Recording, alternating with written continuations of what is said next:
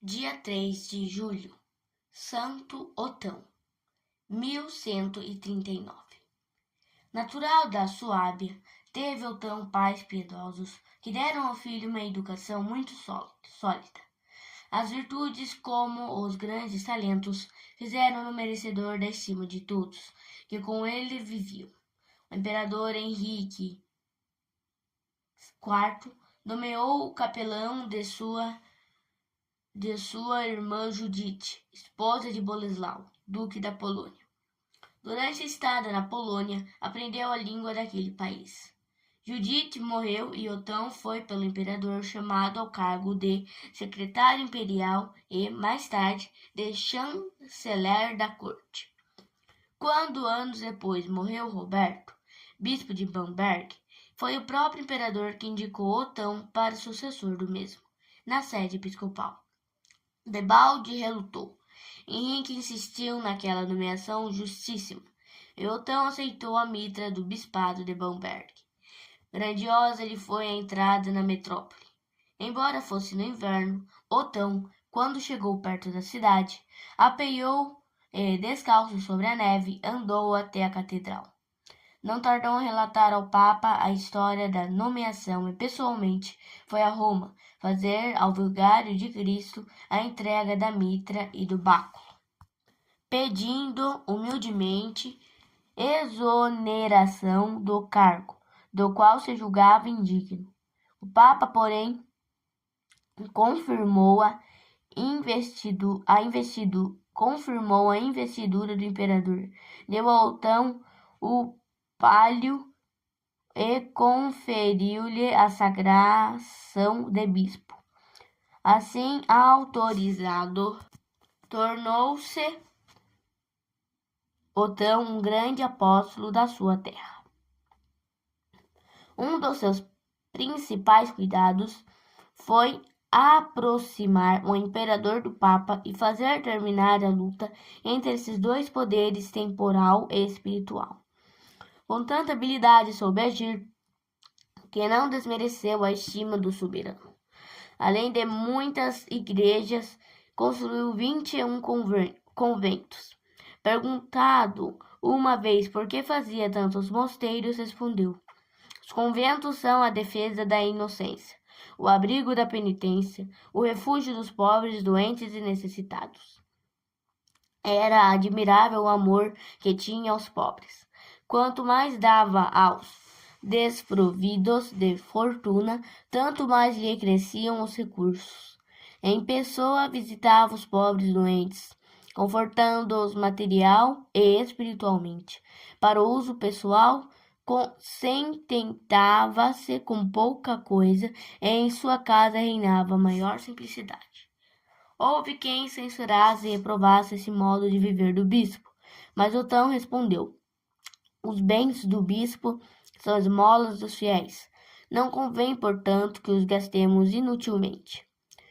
De Boleslao, duque da Polônia, filho de Judite e sobrinho do imperador Henrique IV, recebeu convite para pregar o evangelho aos pomeranos, povo que ele mesmo acabara de subjugar pelas armas. Otão requer eu do Papa licença para poder aceitar tão sublime missão e, acompanhado de muitos clérigos, pôs-se a caminho para Pomerania.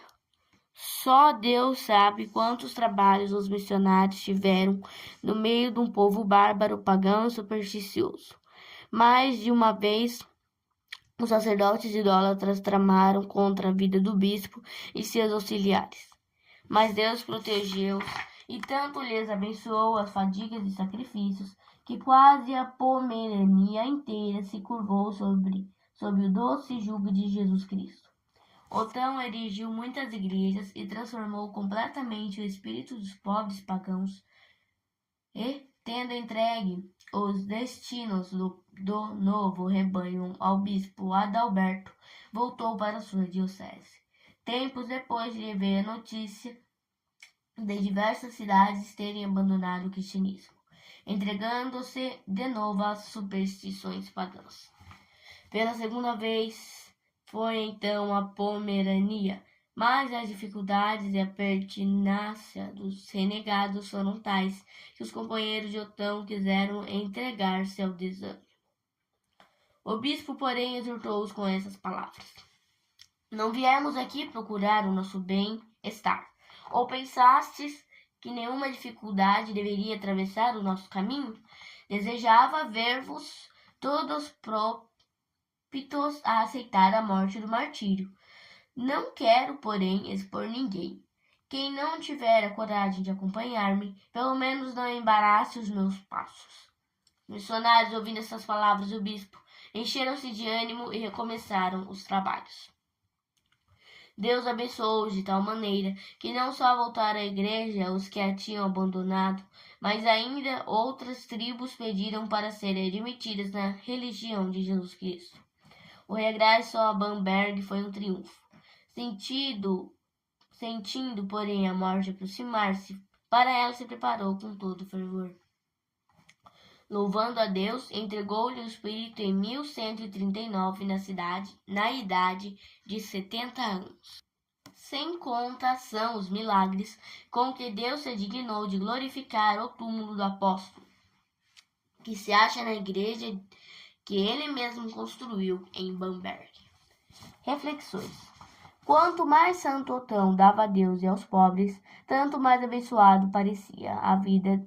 A vida deste era a afirmação da promessa divina. Dai e dar-se-vos-á. Lucas capítulo 6, versículo 38. Porque receias logo sair prejudicado e perder tua fortuna quando te pedem para concorrer com tua esmola em benefício de uma obra pia? Onde está a tua fé na palavra divina? Não negues teu auxílio aos pobres. Dar esmola é a lei que Deus deu. É necessário para a tua salvação.